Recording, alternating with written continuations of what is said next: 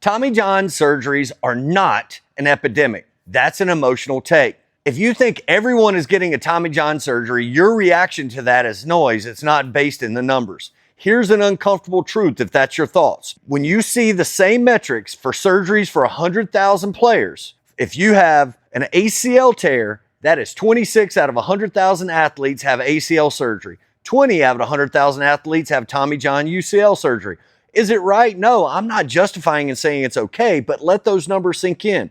We don't call ACLs an epidemic like we do with Tommy John and elbow injuries. We call it a known risk of cutting, jumping, running, and just playing sports. But in baseball, everybody's panicked, justifiably. I'm not saying we want to have it, but let's look at the numbers, because Tommy John injuries are clustered mostly among pitcher, high-volume throwers, so it feels like it's everywhere. ACLs are spread over all of sports: baseball, soccer, basketball, lacrosse, baseball players, including, and nobody's freaking out, but it has the same amount of propensity.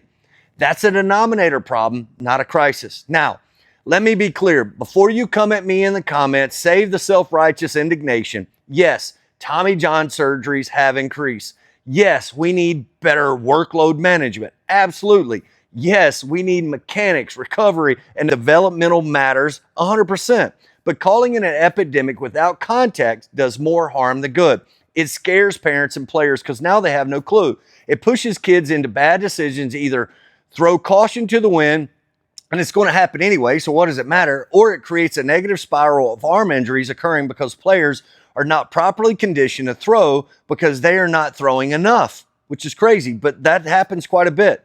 And it distracts us from the actually fixing the problem. As a baseball community, we need to do better. Absolutely. We be honest about the risks, smarter about our development, when we throw, when we don't, and discipline with the data. But we also need to stop gaslighting ourselves into thinking that baseball is completely broken.